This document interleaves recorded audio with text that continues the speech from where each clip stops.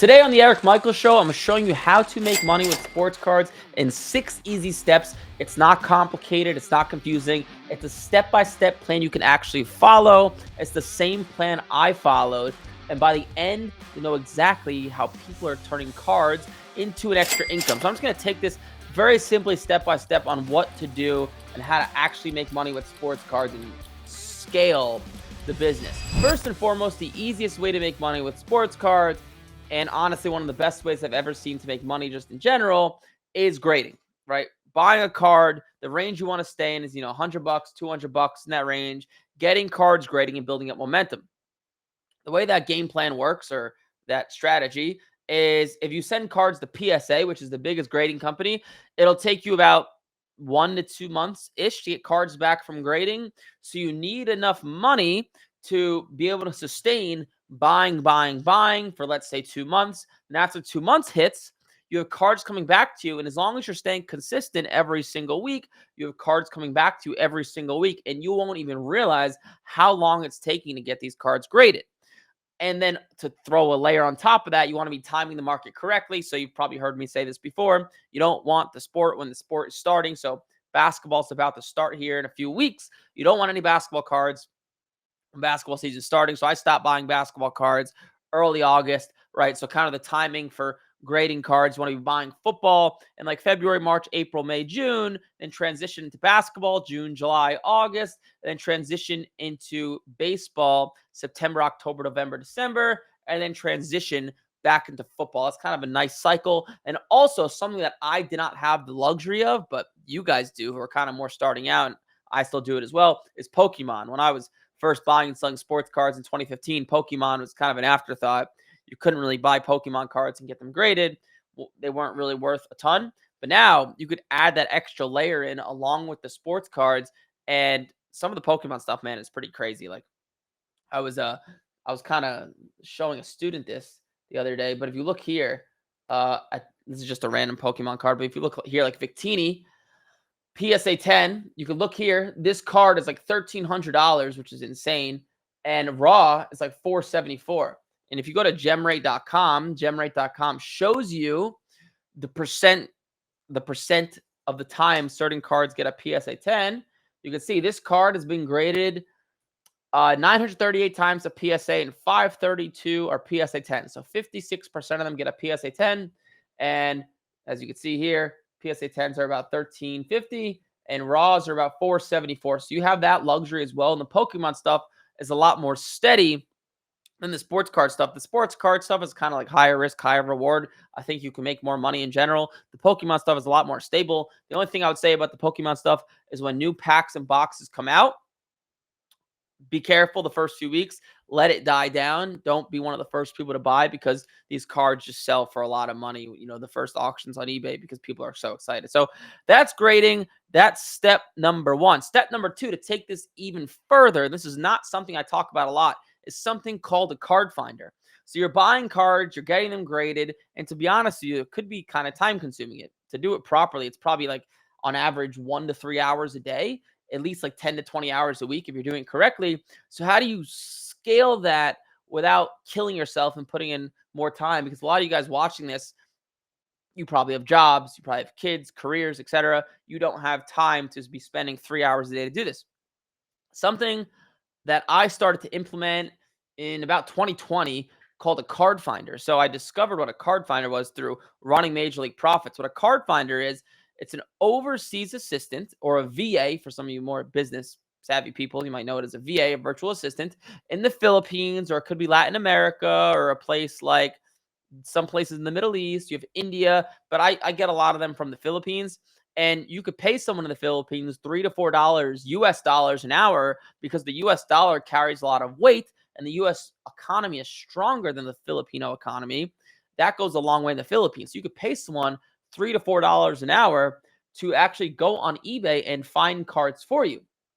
So what this looks like is, you get someone, you train them. We actually have a whole school over there in the Philippines where we train these, we find them, we train them, we manage them, then we give them to some of our students. But you can do this, train someone, they go on eBay for you, let's say 4 hours a day. It costs you about $12 to $16 a day. You have a shared spreadsheet. They go in, they populate the spreadsheet every single day with cards that they deem as valuable. Let's say I've seen in a few hours, they'll probably populate it with about 20 cards.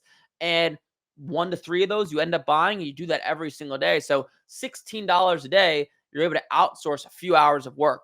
Pretty damn good, right? And people in the Philippines are just as smart and educated as we are here, if honestly, if not smarter. I would actually go so far to say that people in the Philippines, their work ethic, because there you kind of honor your employer and it's like embedded in society.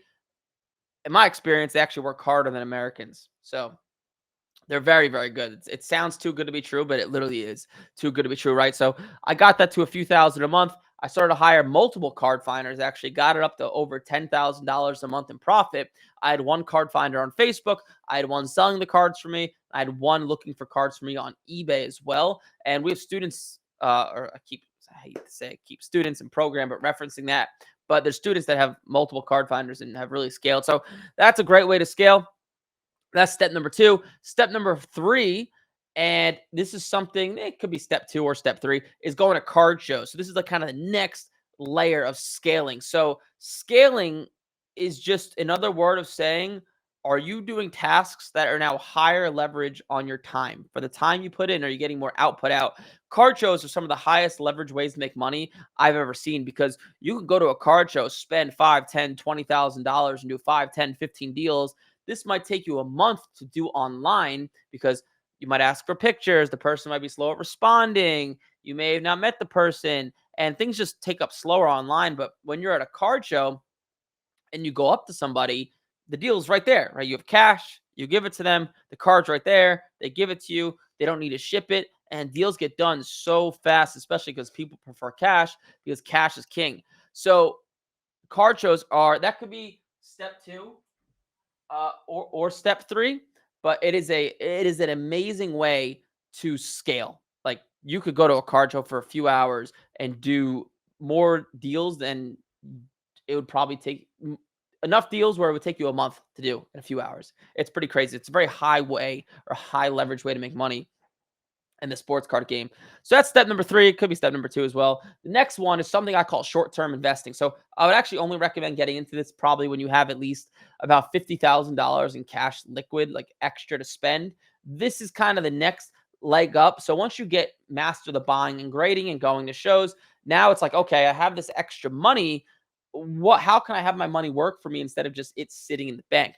And this is something I call short-term investing. So this is just, all this is buying cards in the off season while they're low, cards already graded, usually a PSA 10, and just waiting and selling it as the season gets closer. And this could net 10, 20, 30% returns a lot. So let me show you an example here. Let's take an example. Let's look at 2023 Stroud Prism Silver. This is a good example.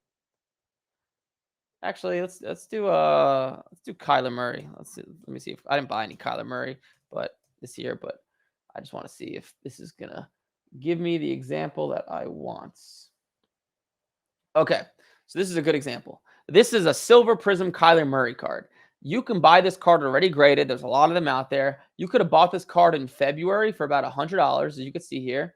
And by the time the season got closer, this same card was about 170. So you would have made about 60, 70, 80% on your money in that range. And these cards are already graded. You're just buying them here, holding them, and selling them here. Obviously, $70 isn't going to do you anything. But if you're buying Kyler Murray cards that are $1,000, $3,000, $5,000, $10,000, it's a lot easier to find cards already graded than graded. And all you're doing is you're buying them low and you're selling them high. That's really it. And that helped me scale past grading cards. So I was still doing the whole grading stuff, but with the extra money, that's what I was doing. Because why would I not want my money in something like that than it just sitting in my bank? So that was kind of the next thing. The next leg up after that is something like I call it short-term investing, but for vintage cards. So this is kind of the next strategy, if you will. So if you look here, and let's just take, so this is a nice little search I have on Market Movers. So you could see all these cards in the 80s and 90s, all these PSA 10s. Check this out. So if we look at this Bowman Chrome Randy Moss rookie card, in the past year, this card fluctuates, right? goes 134, then 245, 260, and then all the way down to 148. And right now it's at a low. The last sale did 150. So ask yourself, can you buy a bunch of these at 140, 150? And will it pop back up to like 250, 300, 225? Probably. Obviously, there's no guarantees, but this is another great way to make money. And buying vintage cards, there's tons of them out there. They're very easy to find. These cards are already graded, and all you're doing is buying these cards at the low point because they go like this, up and down, and you're just coming in at the low. Market Movers is a great tool that'll show you what cards are at a low point right now. Like, let's take, oh wow, Vlad Guerrero sells for that much money. Shocked. No, that's not a good example. Tim Duncan. Let me just see if I can find one more example. I like when there's a lot of sales and it's up and down, up and down, up and down. George Brett, PSA 10. Yeah, something like this. There's a lot of sales, right? This card at one point was 230. Now it's at 150. Ask yourself, is it going to pop back up to here eventually? Based on recent data, it probably will. So that's what step was that? 5. And then the last step is step number 6. And this is just buying higher end vintage cards, like stuff from the 50s, 60s, and just holding it. Just getting in low like I'm showing you here, but just holding it. This is like buying expensive cards. Like I could show you here. I have some of the cards that I've purchased in my collections where I kind of keep track of my higher end cards. Take this card, for example. I paid, how do I look at my collection? Aha, here. So, okay, this is a card I literally just bought. This 1909 Honest Wagner. Honest Wagner. I paid $15,500. I think it's a pretty good buy. This is another example. I paid $28,700, I believe, for this Mickey Mantle PSA 1. I could actually look on eBay. Is that right? I feel like no, I think that is right. And this is just something I'm going to hold for a long period of time. And you can see just over the course of a long period of time, this card generally goes up in value. You know, only if you got in 2009 when this card was $3,200, right? But yeah, so you can see I just try to get in low. I think that's me. That last sale, 26,700. I don't know why I wrote down 28,000. But yeah, so that's kind of the last step, and that's really how to make money with sports cards in 6 simple steps. That's like the progression. So you have grading, then you have getting card finders or virtual assistants, and then you have the next leg up, going to card shows, which you can kind of do at any step. And then you have short-term investing with modern cards or buying cards already graded. And then short-term investing with vintage cards, kind of flipping them and just buying them at the low, selling them at the high. Then you're just holding. Just buying big stuff, getting in good, and just holding it. So hopefully that stuff helps you guys out. Hopefully that makes sense. And let's get into some of the callers. So good morning. Good morning. Finally caught a live. Yeah, Oscar, you did finally catch a live. Welcome. Welcome to the live. If you guys have questions, you could begin calling in now to 813-618-2075. And let's see, what app are you using? I am using Market Movers. That is the app I'm using. What's good? The first caller, why don't we give the first caller a $5 Starbucks gift card? That sounds like a good idea. I did that last time on accident on National Coffee Day. Wasn't there someone that called in? Someone called in before the podcast. Oh, the callers have started. Hey, what's up? You have Eric. You're live. How you doing? Hey, what's up? Hey, I think you have my me running in the background. If you could mute that. Oh yeah, hang on. Yep. $5 Starbucks. I did that last time. Accident on National Coffee. Was there someone that called in? Someone called in before the podcast. Got it? Yeah, I'll turn off. Okay. What's up, dude? What's your name? Good. Greg. Greg, what's up, man? How can I help? Hey, I wanted to talk to you about the Bowman Chrome cards. Sure. I don't know if they're good to send in grading. I'm looking at these cards, and the corners are fine. Yeah, they look pretty good, but look where they cut. It looks like they're screwed, or like shaved. The centering. So I think you're trying to say the centering on the card is weak. No, it's on the sides of the cards where they cut them. Oh, those little hair looking things. Yeah, that doesn't matter. It's okay. Oh, okay. Because every time I have a lot of them, and they all look the same. Yeah, no, that doesn't matter. Those little shaving things, it's okay. Okay. So what company would you suggest to send them into? PSA is always the best company for grading anything. But what I would say is SGC might be a better move if you're, depending on your budget. If you're lower on cash and you're only dealing with like a few $100s, I'd probably send them into PSA to flip them a lot quicker. But PSA in general is the best company. You're going to make the most amount of money. Okay. So there's no concern about the way they're cut. Nope. Those little shaving hair things, you can just rip them off or keep them on. It doesn't matter. Oh, okay. All right. Well, thanks for the info. No problem, man. Good luck. Yep, thank you. All right. Bye-bye. Yeah, he's talking about on a card. Sometimes there's like little like shaving things on the end or little like stringy cardboard things. I don't know exactly what they are, but that's just kind of how a lot of cards come. We're calling you back. A few callers in the queue. Hello, this is Anthony. Hey, what's up, Anthony? It's Eric. Hey, Eric, how's it going? What's up, dude? How can I help? Question. I bought a couple of these baseball prospects. The Cole Emerson, he was the one that's on the Seattle. Yep. I have a couple of his autographed cards. Yep. Now I'm wondering, I can't really tell whether it would be a 9 or a 10. Do I just hold these raw autographs and then wait and sell, or do I just send them in? Well, that's kind of like asking me, is this girl hot? Well, I don't know. I got to look at her. It depends on the condition. So, what if you think it's a 9 or a 10? I would send it in. But what's wrong with the card, or what do you think is wrong with the card? No, it looks sharp. It's hard. I'm still learning as far as the centering goes, but the corners look good. They're autographed. And I have a bunch of them. Which cards are they? It's the Cole Emerson Panini Prism. Oh, signed cards. Yeah. So, piece of advice. So those cards. Let me just look and double check. Hold on. Let me just look at something just so I can give you accurate advice here. So with baseball, because you're newer, you may not know this. Panini, they don't have the license for baseball. So because of that, those cards don't do nearly as well. Any Panini made baseball card does not do well. If you notice on the card, you might see that it doesn't have any logos or anything anywhere. Yes. So because of that, those like nobody wants them, for lack of a better term, and you must like the Topps has the license for baseball, and you want to be buying Bowman Chrome stuff. Long story short, because those cards just aren't. Well, they're just not expensive enough to actually get graded, and also they're not that liquid either. So I would sell them and try to put yourself into like Bowman Chrome, Cole Emerson cards. Okay.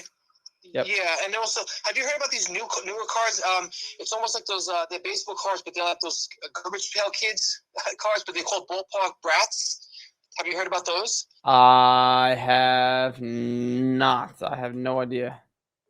Yeah, because they have Paul Skeens and all the big names, and they made these Ballpark Brats cards, and they're very similar to those Garbage Pail Kids, and we're seeing a lot of those now out there. Yeah, I don't think that I'm looking here. I don't think they sell enough to make any type of money on or actually get them graded. Maybe it could pop up, but I usually stick to the more basic stuff because it's easier to make money, like the Bowman Chrome, the Top Series stuff. It's a cool concept. It's kind of nostalgic, but personally, I wouldn't buy them unless you just wanted to for fun. Okay. Well, thanks for the show. Thanks for your time, and I appreciate the show. Yeah, dude. Thank you for calling in. Take care. All right, bye. Man, the phone's ringing off the hook today. Unless it's one person. Is it one person calling multiple times in a row? Oh, man. Okay, it's not. Hey, what's up? You have Eric. You're live. Hey, Eric. What's up, man? Alex said? Yes, sir. What's up, Alex? How can I help? Oh, man, I just had a question. So I'm starting to buy Pokemon. Yep. Right. And I don't want to wait 4 months for PSA. I guess what would be another option? CGC or Beckett? You think that might work? Well, 4 won't take 4 months. I've been seeing like 2 months. 2 months ish. But what's your budget for buying cards? It's like a few $1,000, more or less. Around there. I'm buying like $20 Pokemon cards, Victini, a little bit of stuff like that are $20, and PSA 10s are doing like $300-400. Yep. So that's what I'm kind of wanting to buy. A couple cards per week, like you say. Yeah. But yeah. I mean, what I would say to you is, dude, 2 months is nothing. Like, you're basically starting a business, right? That's what you're doing. Mhm. And if it's only going to take 2 months to start profiting, that's nothing. Like, it took me 3.5 years to start making money with Major League profits. Yeah. So, dude, 2 months is nothing. Like, if you went to like an entrepreneur and said, "Hey, man, it's going to take me 2 months to start making money," they wouldn't even believe you because it sounds too good to be true. I would just be patient. Okay. Yeah, that's because I had asked somebody. They're like, "Yeah, I've had cards there for like 4 months." I was like, "Oh man." Yeah, I've seen that happen, but that shouldn't happen. I would So just more or less have it's some about 2 patience. months right now. Yeah, that's what I've been seeing with the lowest end service. I would just Okay. be patient, man. That's my Yeah. best piece of All right. advice. Yeah, that was my question. I appreciate it. Yeah, I'll probably just go with PSA. I mean, I know they get the most return, so Yeah, I'm you just won't gonna go once ahead and you write it if out. you're being consistent and once you start to get cards back in from grading, and they're coming Yeah. back every week, you'll be thanking me. Yeah, for sure. I'll call back. All right, Thank you. sounds All good, right, man. Thanks for appreciate it. calling in. Yes, sir. All right, bye. All right, bye. I see all your guys' questions in the chat. You got to call on the phone number below. We got to prioritize the callers. So feel free to call in and put yourself in the queue. Hey, what's up? You have Eric. You're live. Yeah, what's going on, Eric? It's Ty from Morgantown, West Virginia. How you doing, man? What's up, Ty from West Virginia? How can I help? So long story short, I've been listening to your show recently, and Nice. I've been wanting to get into card flipping. But so the only issue is that I'm like a broke college student right now. Oh, and I was gonna ask, do you go to WVU? I do, yes. Let's go Mountaineers. Oh man, I'm But- jealous of you. Those parties must be epic. Yeah, they're pretty awesome, man. So the only issue, is that I'm a broke college student, and I only have like a couple to a few $100 that I'm willing to spend right now. And it's actually funny that you started off the show the way you did today, because my question is going to be, how do I start? And I know that usually when I'm listening to you, you say you should start with a couple $1,000, but I honestly don't really have that to spend on cards right now. So is there any way? How much money do you have exactly to start with? To like start off spending with probably like $300, honestly. Okay. What I would do if I went back in time, and so I was lucky because I delivered pizza in high school. I saved up a little bit of money. But if I was in college and didn't have any money, I'm sure there are. Do you have a car on campus? I don't, no. But everything in Morgantown, if you've ever been here, is like all together. It's like one spot in the middle of nowhere. So Yeah, got it. So what I would do, dude, is if I was in your shoes, I'd pick a popular like place to work. Maybe not a place where you make money off of tips, because college students don't leave good tips, as you probably know, because they're all broke. And just work and save every single penny. I probably like it really won't take you, if you're cheap and you don't spend any money, it won't take you that long to save up like $2,000 or $3,000. So honestly, because it gives yourself much more of a buffer. Like starting with a few $100s, man, you buy a few cards and it's gone. And that's the problem I'm looking at right now. Yeah, and you'll learn something in life. Abundance creates clarity. So whether it's, having a lot of money or having a lot of like females hitting you up, once you have abundance, it creates clarity and you're able to see things clearly and think clearly, right? It's like, it's kind of like here's a similar concept. So are you single? No, I'm not. Okay. Well, if you were single and you probably have friends, right, that have jumped into relationships, probably jumped into relationships they shouldn't have been in. And the reality is a lot of people do that because they don't have abundance, because they're desperate, for lack of a better term. If you're only texting one girl as a single guy versus if you're texting 20 girls as a single guy, right? You're not desperate when you're texting 20 girls. You're able to think and see clearly and make the correct decision on who you should date based on exactly what you want. So money is the same thing. Because you're only dealing with $300, you're going to be tight. You're not going to be able to take any chances, and because you have no income coming in, especially, it's very, very hard to start. I would just not start for a month.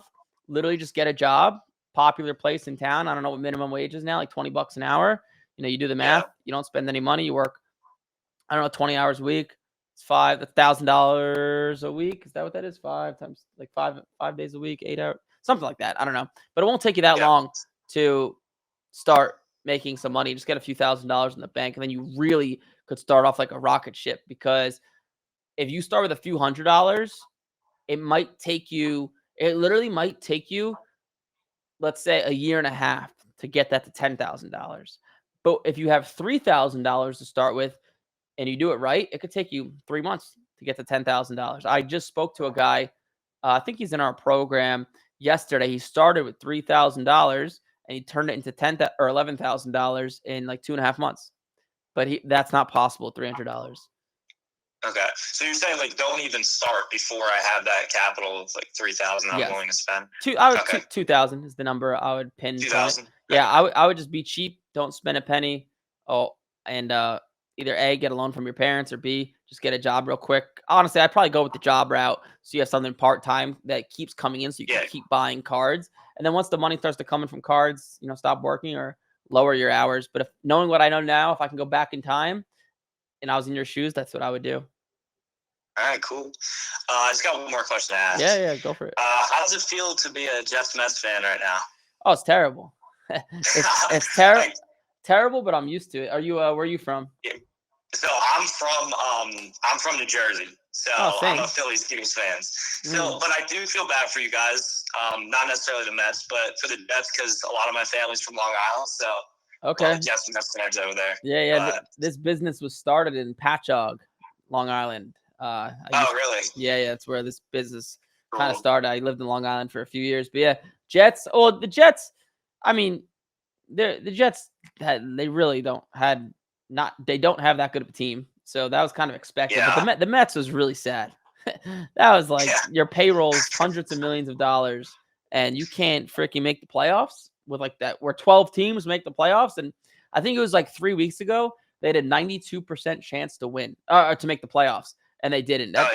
And what's crazy about the Mets is, like, they're good players like Lindor, Alonso, Brandon Nimmo. Like, they all had good years, and they still didn't make the playoffs. Yeah, no, they like a lot of them had career years. My roommate's Mets fan, so it's actually been hilarious.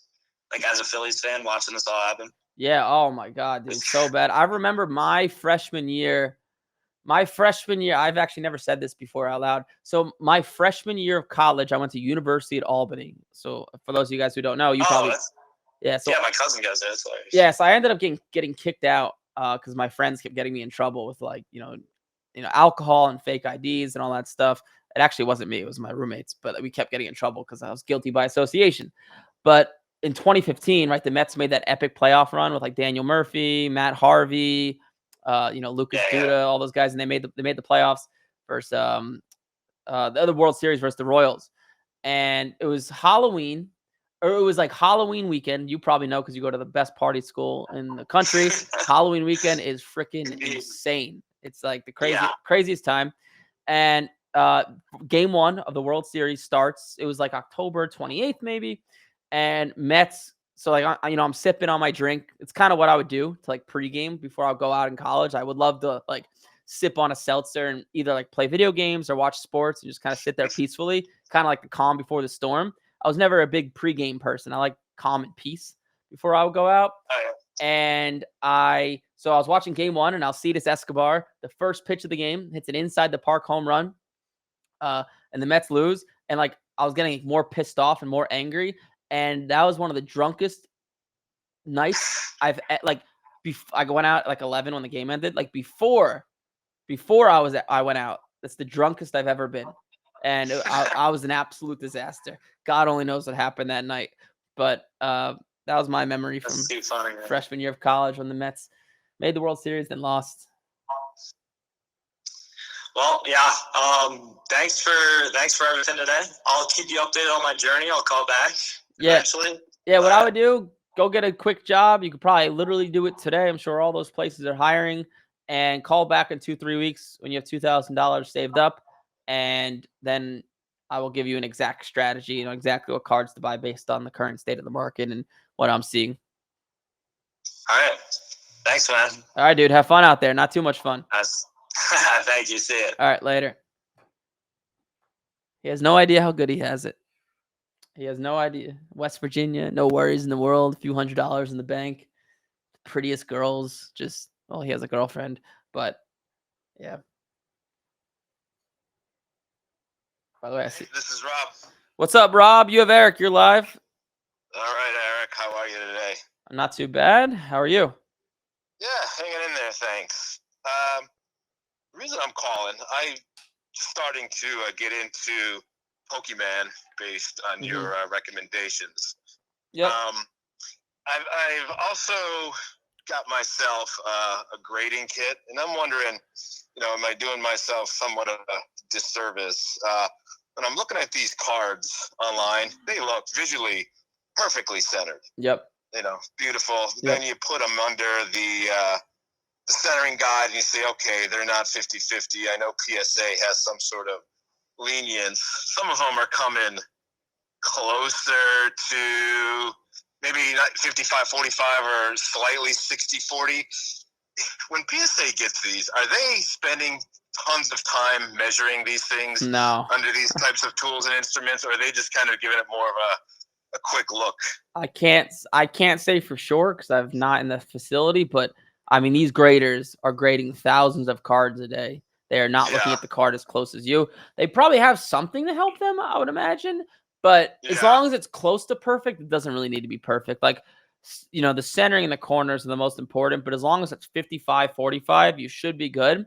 But it's kind of like a balancing act. So if the centering is 55-45, you better be damn sure the rest of the card's perfect.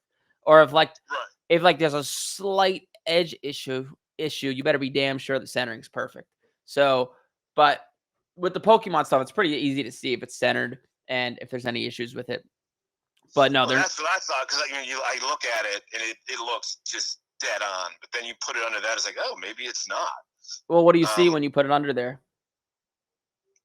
Again, it's closer to when you line it up. You may have it doesn't line up 50-50. You may have one edge that is slightly off. I'm not saying it's 60-40, but it's probably closer to that 55. And I think I had another card where the top it looks great, but it might be somewhat closer to 60-40, but it's not completely 60-40.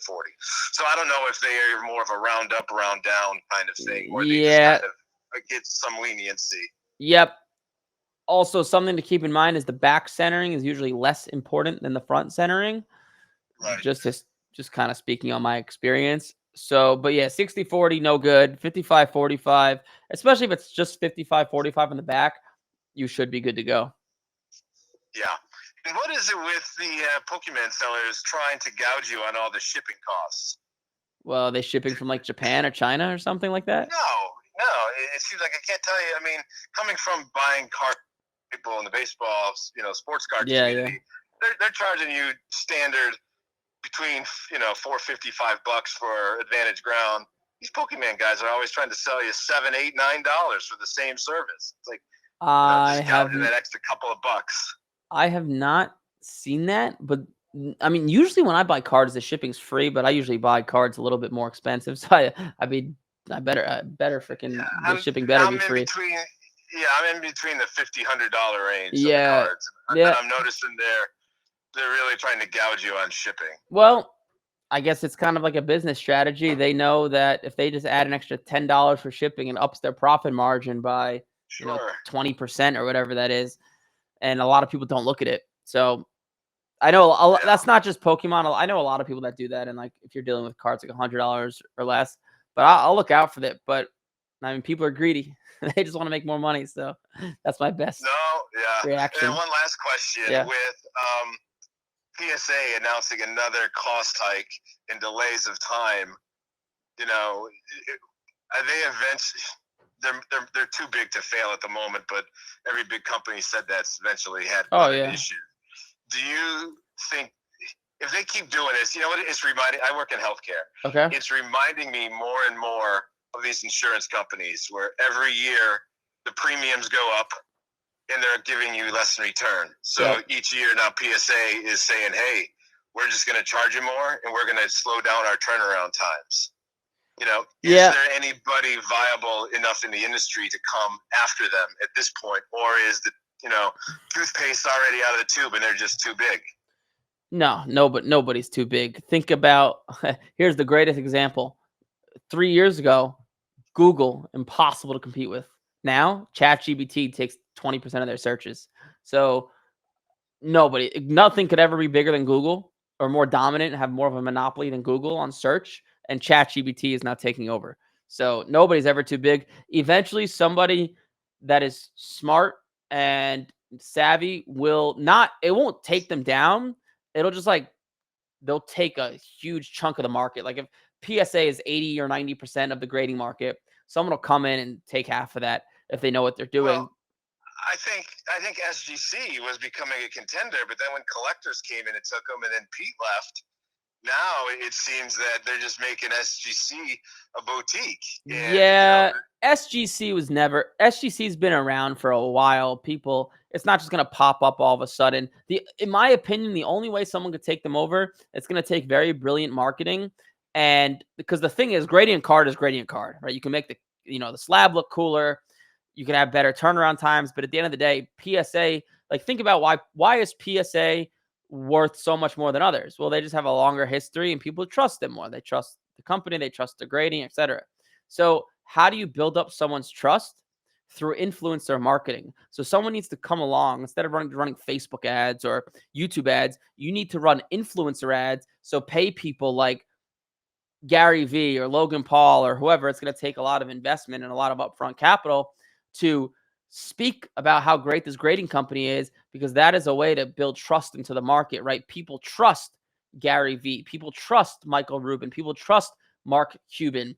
If Mark Cuban says, I'm using this grading company for all my cards, people are going to be like, well, shit, he's a multi-billionaire. He probably knows what he's doing about business. I'm going to go follow him, right? So these grading companies, they have a terrible marketing strategy. And, I don't own a grading company, but I like to think I know a thing or two about marketing. And that's the way to do it. You need to build trust. That's why every grading company is theoretically the same. They're freaking grading cards, right?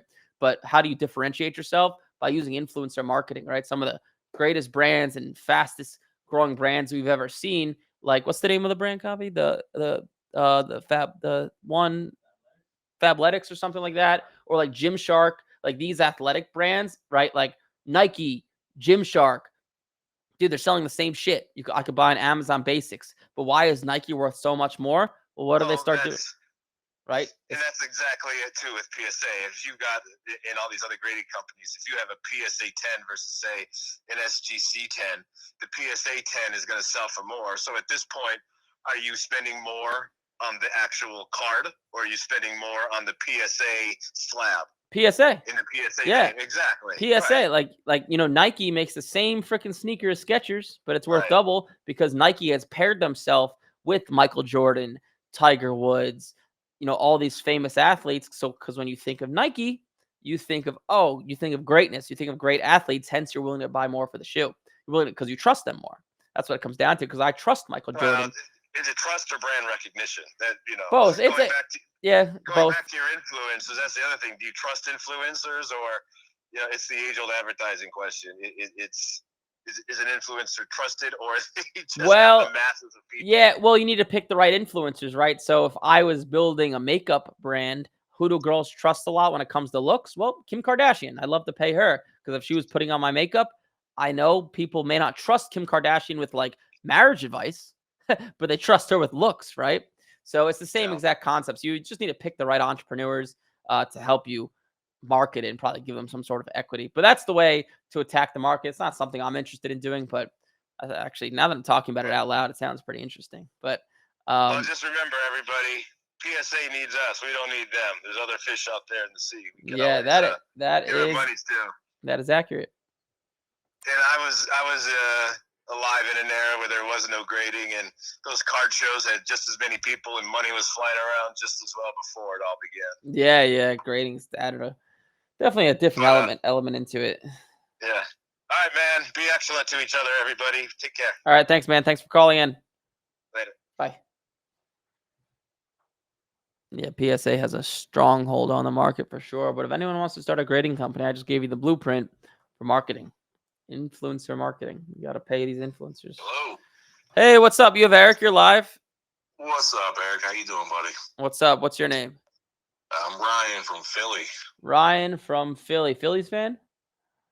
Of course, man. Born and raised into this shit. Yeah. I'm a Mets fan, man. Sad ending to my season. I'm aware. I've been watching for a while. Yeah. I mean, look, I don't want to take joy in your sorrow, but fuck the Mets, man. Yeah, I say the same thing about the Phillies, but as you should. It's all fair and love and war. yeah. No, you guys are probably happy the Mets didn't make it because we bounced you guys last year. That was great. That's fair. And honestly, like I wanted my get back. I actually wanted you guys to make it, and then I wanted you guys to knock the Dodgers off because I would have much rather played you guys than the Dodgers. But look, I think we have a top 2 roster in the league, so I think it's going to be a good playoffs. Yeah, I think the Phillies are the favorites to win the World Series right now. I believe. I'm pretty sure. It was a toss-up between them and the Dodgers for a while. I think we overtook towards the end. Yeah, no, I actually looked yesterday. The Dodgers are they're only like the 4th favorite to win it. They're like plus 700. It's pretty crazy. Wait, who do they have over the Yankees? Or who do they have over the Dodgers? The Padres? The Phillies, dude, it's pretty crazy. I didn't understand it. Who is it? Yeah, they had the Mariners, they had the Phillies, and the Brewers. That was it. Crazy, right? Yeah, that's wild, man. But honestly, like I'm a big baseball fan. This is probably the most excited I've been for a postseason since 22 when we made that crazy run. But it's shaping up to be a good one. Yanks, Red Sox in the first round, man. We're gonna get Dodgers, Phillies in the DS. Like it's gonna be some crazy series. Yeah, it's gonna be wild. I bet on yesterday. I bet on the Guardians to beat the Tigers with Skubal going, but the Guardians kid is just as good as him against the Tigers. So I was like, this is a great bet. And then Tiger scratched a run across the board on an unearned error. And Guardian, I don't know if you watched that game. They were down 2-1 with bottom of the 9th. First at bat, Jose Ramirez hits a single, and then there's an error, so he's on third with nobody out. Oh shit! And they didn't get him in third base. They just needed 1 run, no one out, didn't get him in. Kind of like the Yankees yesterday. They had bases jacked with no one on. Yeah, I watched the Yankees game and the Dodgers game last night. The Yanks, man. Look, I lived in New York for like 12 years. Lived in Long Island and Suffolk for a little while. Lived in Queens and Astoria for like 9 years. And then I was in Stamford actually for a while in New Haven. So I've been to, like, I was an executive for Verizon. So we had like the box. I got to go and I went to do probably 100 Yankees games in 10 years. Like we went to a lot. So I got a soft spot for the Yanks, even though I know they're not beloved in all circles. Yeah, I don't think their pitching is good enough to. I don't even think they're going to get by the Red Sox. But yeah, their pitching's not good. And then you're a baseball guy, so why don't you explain this to me before I answer your question? Yesterday, the Yankees, right? They got Fried going. He's at 100 pitches. He's pitching a gem, and they take him out. But like Cora, who's more of like an old-fashioned type of manager rather than more like analytics, like Aaron Boone, leaves, who was crocheting, and now is the difference in the game. As soon as they took Fried out, the Red Sox scored a run, then they scored another run the next inning. Yeah.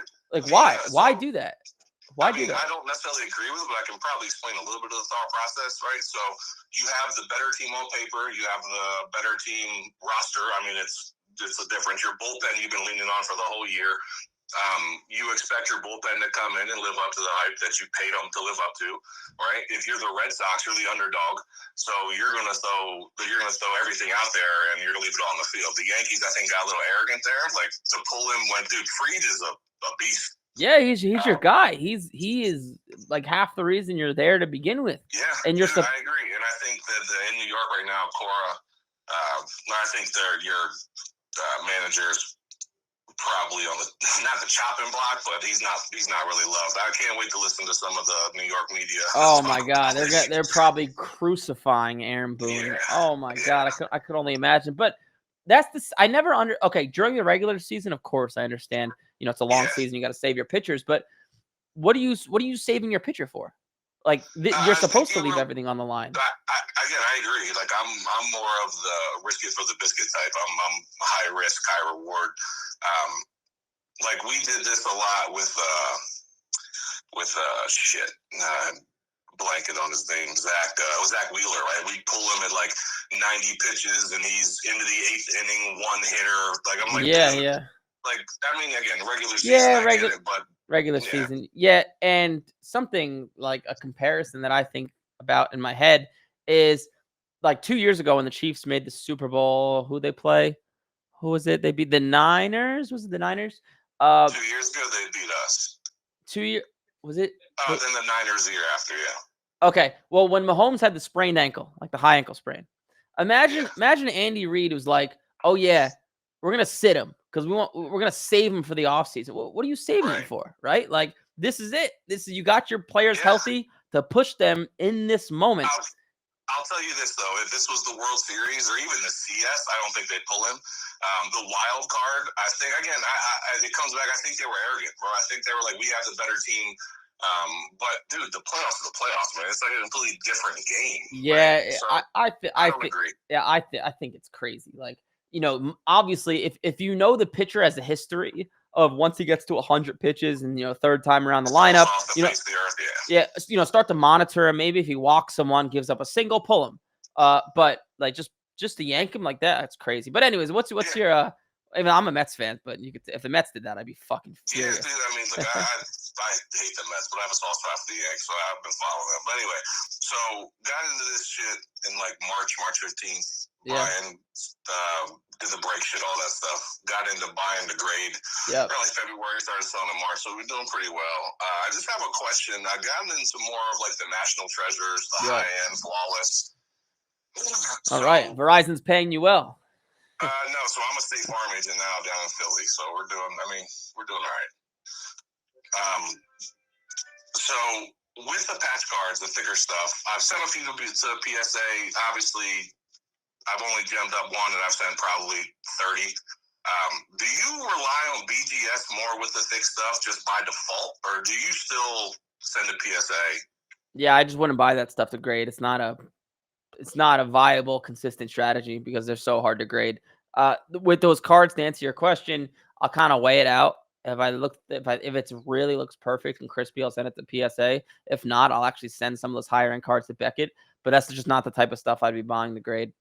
Yeah, so I've graded over like 1,200 cards this year, so this is a very small percentage of the stuff we're sending. So, like, for example, this leads into my next question. So, Joe Milton, I think the kid's a stud. He's a backup, yada, yada, right? Sure. So, I picked up his True RPA National Treasures, the 5. There was one, I bought the second one. The first comp was $3,800, $3,875. So, I put in my high bid. I was like, let me put it in like $1,500, $1,600, see what happens. I ended up picking it up for $500. So It's in authenticity right now. It'll come in. I'm going to send that off regardless, even if it gets a fucking 8, right? Like, I have time on that card unless Dak goes out next week. I'm praying, but we'll see what happens.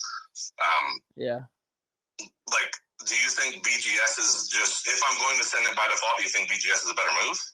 I just got to see the card.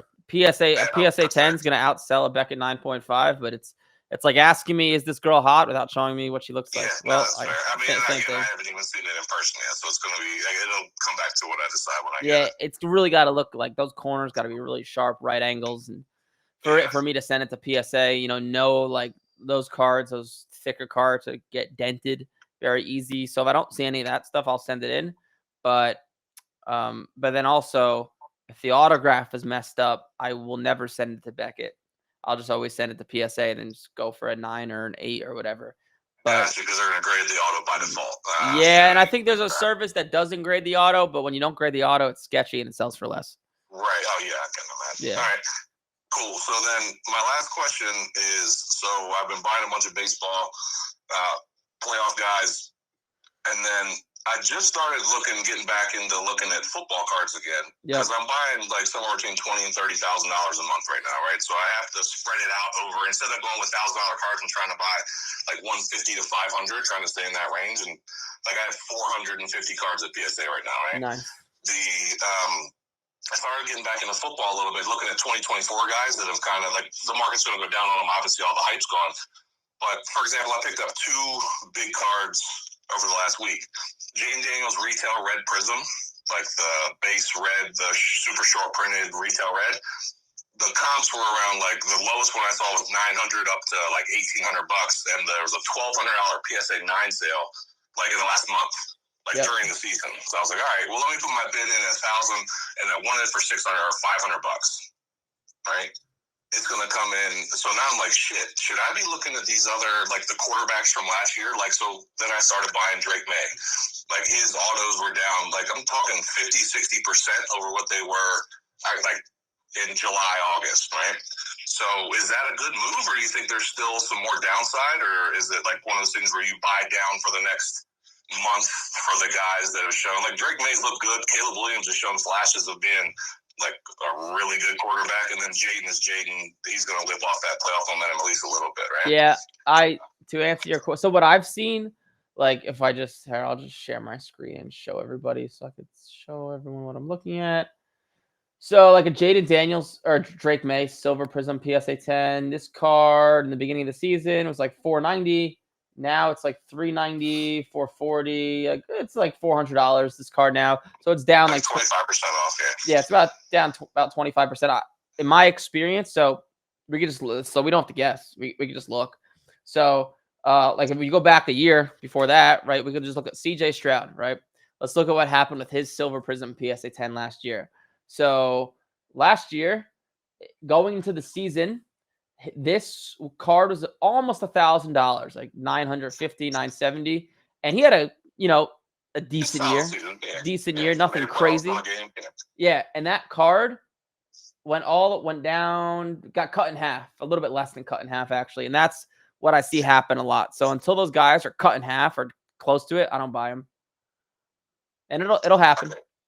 So then if you can get under 50%, I'm not even talking about high comps, I'm talking about like average comps. Let's say average, again, the average comp on that retail red was like $1,500. I picked up for $5.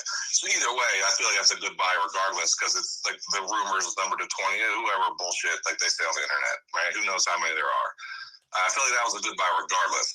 But like now, I picked up a Caleb Williams. My favorite card of last year was the Optic Team logos, the 32. Yeah. I think they're fucking sick. I think they're the coolest card is the base parallel that they made last year. So like I picked up Neighbors. I gemmed Neighbors. I gemmed Cooper DeJean. I've gemmed a bunch of them, sold them, made good money. I won the Caleb Williams, the 32 last night. An average comp's like 900. I got it for 600, right? So obviously the market's down 33%. But I have enough, I feel like anyway, I have enough buffer there where if I gem it up, and now it's worth, like the last gem sale was $1,900 last month, right? So even if that drops 25%, I'm still doubling up. Does that make sense? Yeah. So what me personally, and obviously I'm just giving my opinion. At the end of the day, who knows what's going to happen with Caleb Williams? He could pop off. He could get hurt. You never know. But I look at the Silver Prism PSA 10, that's kind of like the benchmark of the market because there's a lot of consistent sales, and I just don't buy any of the player until it's cut in half or like they're down. Like I buy guys, man, when they're in the toilet. Like when they're like not an opportunity unless somebody else sees it. Yeah, exactly when they're like bottomed out. So if you get a 10 on that card, even if it goes down, you'll make money. But I look at it based on my experience doing this stuff. You're fighting an uphill battle most likely because most likely his value will go down.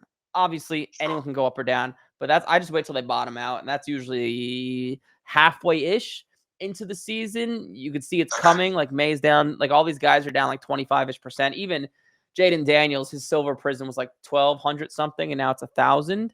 So, like for example, Drake May, I won't buy his stuff until I see a Silver Prism like $300 or below. Okay. I mean, we're getting there. Like, I sold a bunch of Drake May Silver. I gemmed up a ton. I had a pretty good gem rate on his Silver Prisms over the summer. And I was selling for $500, $450 to $550 pretty consistently there for like a month. And then now I think it's down in the fours, or at least low fours, I think, at this point. Yeah, I think high threes, like 390s. So, yeah, I would just wait. Buy them when they're in the toilet. That's what I do. And it usually works out pretty well. That's where I was trying to because I'm gonna average down. Like once I start buying, I'm an investment advisor, so like I'm buying down and trying to like average in, right? So if we're gonna buy over the next 3 months or next 3 weeks, relatively, right? Like if I get one and I pay $200 and then it gets down to $100, but I bought it at 200, 175, 150, 125, 100. Like it's going to average out to 150, and then I'm obviously not buying the bottom, but my average costing isn't going to be crazy. So that's kind of been the approach I've been taking on them. Yeah. If it works, it works. Everyone has a slightly different. My approach is I just wait for the kill shot. That's what I try to do. That's fair. And sometimes they pop back up during the season. Like last year, Bryce Young, he popped up. Yeah, he popped up during the season. So something like that. So that could be it. Let me actually look here because I don't know its value. But like if we're talking about going for the kill shot, something like Bryce Young. He's a good buy right now. Yeah. I bet his stuff is down a lot. So his Silver Prism. Let's see. In the beginning of the year or before the year started, it was like 200-ish, low 200s. And now the last sale's like 150, 130, one did 113. So yeah, if I can get that in the low hundreds, I would go for the kill shot. I don't care. Got you. And then I appreciate that, man. Last question. This is kind of came to when we were talking. Yeah. Picking through my process or through my history. I think it's only 6 months. Not like I have a ton of experience doing this shit. When you're buying stuff, so it's like I'm trying to be in the 150 to 500 range per card, just so if I do 9, I'm losing 10% instead of 50, right? Do you focus more on like low numbered, meaning like 25 or below, or do you focus on more stuff like numbered 50 to 150, where there's going to be more comps, so the market's not as easily fucked up, like with the one bad low comp? So like I bought like shit out of 10, out of 5, and then there won't be a comp on it for 3 months, and now it's like a guessing game. Are you looking for stuff that's way more liquid, so like higher numbered, or something that's super low numbered and more rare? Yeah, for being 6 months in, I would definitely go after the more common. And then as you get better, you get more experience, mix in the lower end, the lower numbered, more rare, higher risk stuff. I always tell people like, you're not a student in the program, right? No. So I'm more of a self-study. Gotcha. So if you were a student in the program and you were beginning or you were like 4, 5, 6 months in, we always tell people, get the momentum going, make the easiest money possible, buy the liquid shit, the stuff numbered 100, 200, 300. There's more than enough of it out there. The Pokemon as well. It's easy money. You know what you're going to get. It's really hard to not make money. Get that going. And then as you get that going, once you're 1 or 2 like season cycles in, then throw in, a $3,000 card, a $5,000 card, if you want to, go that high. But I've literally had people quit their jobs just from buying cards under $100. So there's no right or wrong. Yeah, that's fair. No, we've been doing pretty well. I use a lot of your stuff as like a reference point. Again, I don't do well with authority or leadership. I'd rather try, fail, fuck up a bunch of times, and then figure it out on my own. That's just how I'm. There's no right or wrong. We've done we just crossed 100K in sales at the Philly show 2 weeks ago, right? So we're doing all right for being 5.5, 6 months in. I'm curious. Would you said I'm the complete opposite. I have the at least when it comes to business and making money, my mindset is I will pay for coaching. I will pretend I am as stupid as possible and just have people who I think are smarter than me tell me what to do. It's like it's like the complete opposite, but out of curiosity. So you said you're an investment advisor. I'm a State Farm agent, and then I have 5 series licenses. Yeah, I do investment advising. It's part of my insurance business. Yeah. And how old are you? I'm 37. And when did you start getting into that stuff? I became an agent in February of 23. So let's take, out of curiosity, let's say you could take your brain now and give it to yourself when you first started in February of 23. Do you think you'd make way more money? You'd be making more money now if you could? Yeah, I'm sure. A lot of my process is I like the trial and error part of it, though. So to answer your question, yes, I guarantee I would have making more money. Probably wouldn't have been as fun as it's stimulating for me. Like my ADHD kicks in, and again, the program, I guarantee it's a fucking home run. Oh yeah, I'm not selling you on the program. I'm just curious your perspective. Yeah, don't buy it, don't buy it. Sure. It's all good. I probably would have done better quicker, but I would have had a lot less fun because like for me, it's like if I can do this without help, then I get to tell you, hey, I did this without help. Yeah. And that part to me means something, which again, that's probably a overinflated ego thing, but I enjoy that side of it. Sure. Yeah. At least you're self-aware. Yeah. My like with Major League Profits, we made no money for 3.5 years. And those were like the most painful years of my life. It was terrible. Yeah. So I'm like the complete opposite. Just I'll pay for mentorship, I'll pay for coaching, tell me exactly what to do so I could avoid the trial and error and just get to where I want to be as fast as possible. Yeah. But there's no right or wrong, obviously. You know, I'm sure you Yeah, do. of course. Seems like you do very well, you know, buying all these expensive cards. So I'm sure it's worked for you. It's been fun, man. It gives me an excuse to tell my wife, like, oh, I have to watch this, you know, WNBA preseason game so I know. It gives me an excuse to go to the office and watch the game. That helps. That definitely helps. Oh yeah, my girlfriend's gonna hate it. We just bought a huge TV in the office, and now we're putting on playoff baseball. I'm probably just never gonna leave. That's how it goes, man.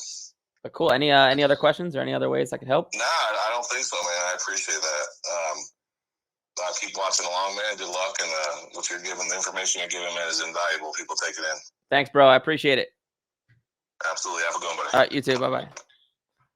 Are there any other callers? I got it. Oh, that's good timing because I got to end this bad boy. There's a free PDF below on the 6 steps to start making money with sports cards and getting into sports cards. There's no strings attached. It's free. Go get it below. It's in the description. Like, comment, subscribe. Monday, Wednesday, 10 a.m. Eastern. We go live and do this thing. And I will see you guys next week. Bye-bye.